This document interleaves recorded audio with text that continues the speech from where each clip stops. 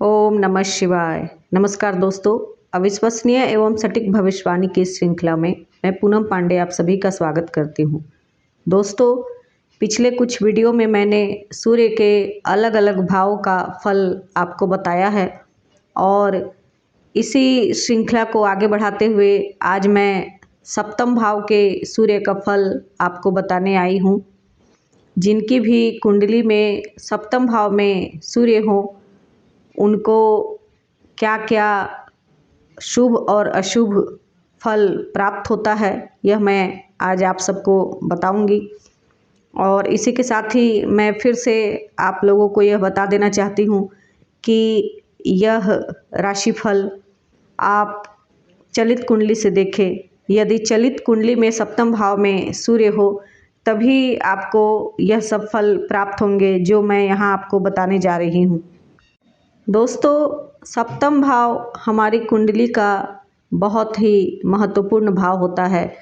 एक तो यह केंद्र भाव होता है और दूसरी तरफ यह हमारी वैवाहिक स्थिति, हमारे जीवन साथी के स्वभाव, आचार विचार को दर्शाता है। इसके अलावा पार्टनरशिप और साझेदारी के कामों के बारे में भी सप्तम भाव से ही देखा जाता है।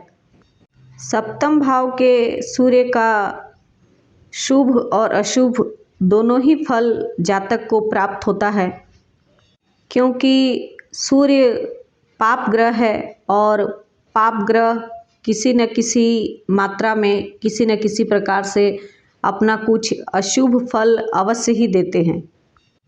तो चलिए इसके बारे में चर्चा करते हैं। सबसे पहले सप्तम भाव के सूर्य के शुभ फलों की चर्चा मैं आपके सामने करना चाहती हूँ। जिनकी भी कुंडली में सप्तम भाव में सूर्य होता है, वैसे जातक बहुत ही महत्वाकांक्षी और स्वाभिमानी होते हैं।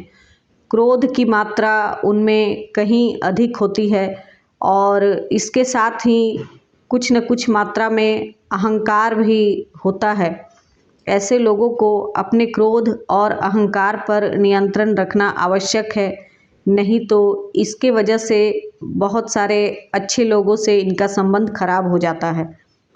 सप्तम भाव का सूर्य सरकारी नौकरी भी दिलाता है, इसीलिए जिनको भी सरकारी नौकरी की इच्छा हो और उनकी कुंडली में सप्तम भाव में सूर्य हो, तो उनको बिल्कुल आश्वस्त होना चाहिए कि सरकारी नौकरी उनको बहुत आसानी से मिल जाएगी। यदि ऐसा ना भी हो सका तो भी जीवन में कभी न कभी इनको सरकार से लाभ अवश्य ही प्राप्त होता है। वो चाहे किसी भी रूप में हो सकता है कि सरकार के अंडर में कोई कार्य करके उन्हें पैसे मिले, अथवा राजनीतिक क्षेत्र में इनका भविष्य उज्जवल हो, ऐसा भी हो सकता है।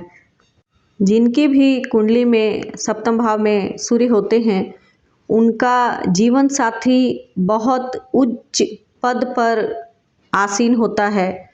उनका एक अलग मान सम्मान और प्रतिष्ठा होती है समाज में, और बहुत सारे लोग उनको उनके नाम से, उनके कार्य से जानते हैं। किसी स्त्री की कुंडली में सप्तम भाव में सूर्य हो तो अधिकांश मामलों में ऐसा देखा गया है कि उनके पति किसी उच्च पद पर आसीन होते हैं। सप्तम भाव के सूर्य वाले जातक या जातिका को अपने पिता से बहुत ही लाभ प्राप्त होता है। पिता का बहुत सपोर्ट उनको मिलता है और अधिकांश मामलों में पैतृक व्यवसाय भी वो करते हुए देखे गए हैं, जिनमें उनको सफलता मिलती है। ये तो हुई सप्तम भाव के सूर्य के शुभ फलों की चर्चा। अब मैं सप्तम भाव के सूर्य के अशुभ फलों के बारे में भी आपको बता देती हूँ। जहाँ तक अशुभ फल की बात है, तो सप्तम भाव के सूर्य का अशुभ फल वैवाहिक जीवन में ही देखने को मिलता है। इनके वैवाहिक जीवन में कुछ परेशानी हो सकती है और वो विशेषकर आपस में अपने अहम के टकराव के कारण ही होता है, क्योंकि ऐसे जातकों का खुद का स्वभाव भी क्रोध और अहंकार वाला होता है और इसी प्रकार और इसी व्यवहार के इनके जीवन साथी भी होते हैं। इसलिए आपस में इनको कभी कभी सामंजस्य की कमी हो जाती है या फिर अहम को लेकर, अपने जिद को लेकर टकराव हो जाता है। बिल्कुल यही परिस्थिति पार्टनरशिप के कार्य में भी हो सकती है। पार्टनरशिप के कार्य में वैसे तो सफलता मिलेगी, परंतु कभी कभी दोनों के बीच में, आपके पार्टनर और आपके बीच में कुछ विवाद उभर सकते हैं। और यहाँ मैं आपको यह बता दूं कि यदि आपकी कुंडली के अनुसार सूर्य आपके छठे, आठवें अथवा द्वादश भाव के स्वामी होकर सप्तम भाव में बैठे हों, तब तो स्थिति और भी खराब हो सकती है। आपका विवाह विच्छेद हो सकता है या वैवाहिक जीवन बहुत ही खराब हो सकता है या फिर पार्टनरशिप के कार्य में बहुत बड़ी हानि या फिर विवाद हो सकता है। इसलिए आप अपना व्यक्तिगत कुंडली विश्लेषण करवा के उसके अनुसार उपाय करें तो बेहतर होगा।